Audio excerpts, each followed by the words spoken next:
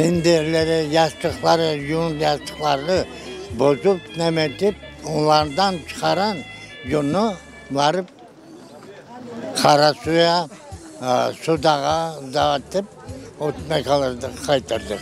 Ana. O yılları biz 12-14 yaşlarına haftada bir kere var gelirdik.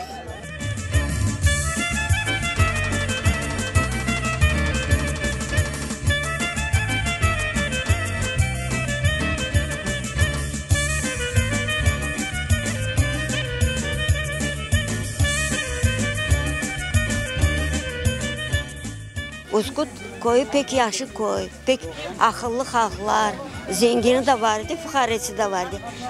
Burada bir yere keşme var idi. Keşmenin yanına oturup, o çirte durup su alırdı.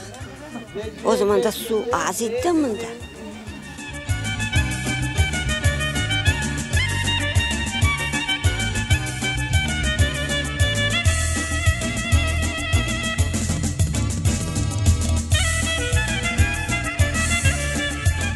Biz bunda göçüp geldik.